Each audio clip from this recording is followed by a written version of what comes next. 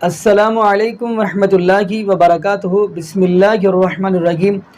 ناظرین، آج ہم جس حوالہ سے ہم آپ کو گفتگو سنانے جا رہے ہیں، یہ موضوع ہے، جیسا کہ آپ کو ناظرین پتہ ہے کہ عید الاضحیٰ کے دن قریب ہیں، تو آج ہم آپ کو دو مفتیان کرام کی ویڈیو دکھائیں گے اور ان کے آپ نے دلائل چیک کیجیے گا۔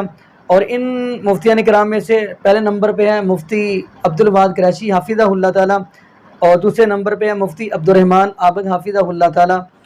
تو ناظرین، اس حوالے سے گفتگو ہو رہی ہے کہ جو قربانی کا جانور ہے اس کا یعنی سینگ ٹوٹا ہو، کان کٹا ہو، کیا اس کی قربانی ہو جائے گی؟ تو آئیے ناظرین مل کے ہم وہ ویڈیو دیکھتے ہیں، تو پھر انشاءاللہ اسی والا سے ناظرین ہم بھی گفتگو کریں گے۔ تو آئیے ناظرین مل کے ویڈیو دیکھتے ہیں۔ اور کچھ عیوب والے جانور ہیں جن کے بارے میں ایک دو باتیں کرنا چاہ رہا تھا۔ وہ کیا ہے؟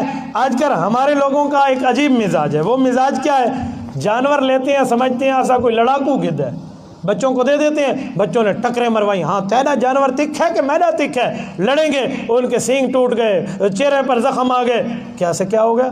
تو جانور آپ نے لایا ہے، کوئی باسط اطفال تو نہیں لایا کہ اس کو لڑاتے پھریں گے، تو اس کو تکلیف نہ دیں جانور کو۔ ایک بندے نے 1.5 لاکھ کی گائے لی، کہتے ہیں میں ڈاٹسن سے اتار رہا تھا، اس کی ٹانگ بھی ٹوٹ گئی، دم بھی ٹوٹ گئی، میں کہ چوری تلے، اب کیا بچے گا؟ تو اس سے اچھا تھا 1.5 لاکھ کی گائے کے بجائے آپ 10 بکرے لے لیتے، 9 غریبوں کے گھر دے دیتے، ایک اپنے پاس رکھ لیتے، آپ قربانی کے قربانی، فائدے کا فائدہ بھی ہو جاتا۔ میں ایسے خاندانوں کو جانتا ہوں جو سارا سال اپنی قربانی کے پیسے جمع کرتے ہیں۔ اگر 5-8 بھائی ہیں تو ایک بھائی نے اپنا ایک بکرا لے لیا ہے، جب لے لیا ایک غریب کے گھر دے دیا، ایک اپنے پاس کام کرنے والے مزدوروں کے پاس دے دیا۔ آپ ذبح کرنا، ذبح وہ کرے گا، کھائے گا وہ، اور فرض اس کا ادا ہو رہا ہوگا۔ تو ایسا بھی کرنا چاہیے، یوں ہی بندہ شامل رکھے۔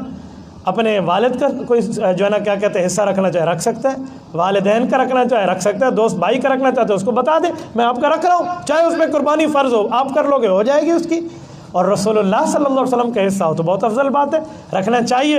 اور حضور پاک کے حصے کے ادب کا بھی خیال کیا کریں، آداب کا خیال ہے۔ اگر ایک جانور میں 7واں حصہ ہے اور سارے کو پین مانگ کے تو ہی دے چاہتے گلی والا وی تو ہی دے چا، اب حضور کا حصہ بن گیا، بھکاری حصہ حضور کا نہ بنائے، بھکاری حصہ نہ بنائے، ایک ہی بندہ لے، یہ نہ اس ایک حصے میں 10 بندے برابر ہوئے پڑے ہوں تو قربانی کیسے ہوگی؟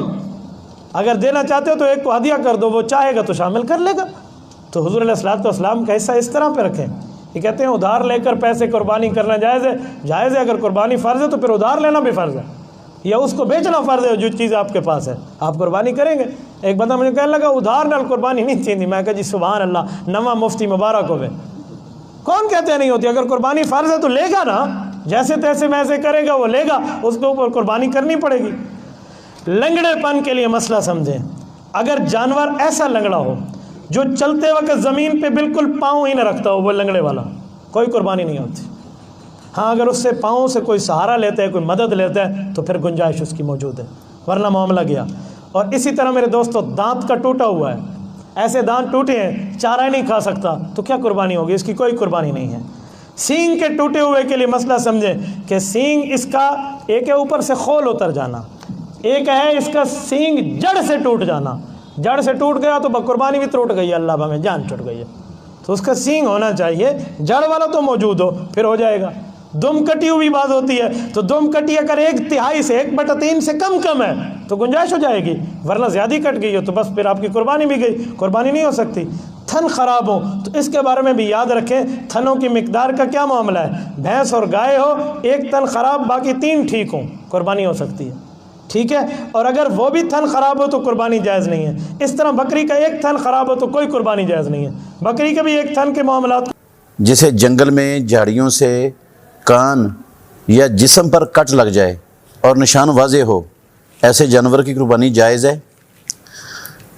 حضرت علی رضی اللہ تعالیٰ عنہ کی حدیث ہے، سنن نسائی میں، ابو داود میں، حضرت علی رضی اللہ عنہ کہتے ہیں رسول اللہ صلی اللہ علیہ وسلم نے فرمایا، امرنا رسول اللہ صلی اللہ علیہ وسلم نستشرف العین والاذن، رسول اللہ صلی اللہ علیہ وسلم نے ہمیں حکم دیا کہ ہم غور سے، باریکی سے اس کے کان اور آنکھ کو دیکھ لیں، جانور کے کان کو، تو وہ آگے سے، کان آگے سے کٹا ہوا نہ ہو، پیچھے سے کٹا ہوا نہ ہو، لمبائی میں چرا ہوا نہ ہو، چوڑائی میں چرا ہوا نہ ہو، اس کے اندر سوراخ نہ ہو۔ جس قربانی کے جانور کے کان میں ان چیزوں میں سے کوئی چیز ہے وہ جنگل میں جھاڑیوں کی وجہ سے کٹ گیا ہے، یا کسی جانور کے ٹکر مارنے کی وجہ سے کٹ گیا ہے، یا چر گیا ہے، یا کسی بھی وجہ سے اس کے کان کے اندر چیرا آ گیا ہے یا کٹ لگ گیا ہے، تو ایسا جانور قربانی میں ذبح کرنا جائز نہیں ہے۔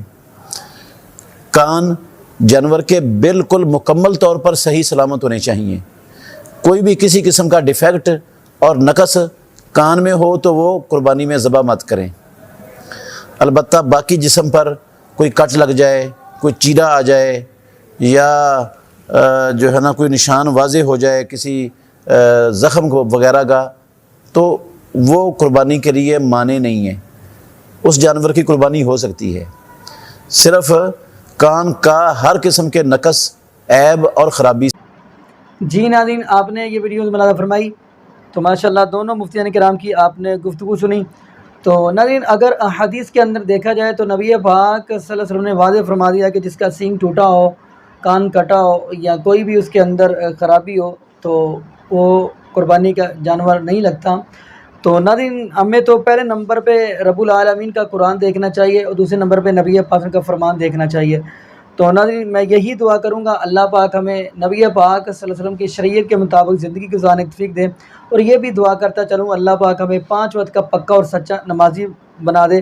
مین چیز جو ہے نا ناظرین، نماز ہے، یعنی کہ بے نمازی تو قرآن نے کہہ دیا ہے کہ وَأَقِیمُوا الصَّلَاةَ وَلَا تَکُونُوا مِنَ الْمُشْرِکِینَ، جو نماز قائم نہیں کرتا وہ مشرک ہے، تو مشرک کی قربانی کیسے قبول ہو سکتی ہے؟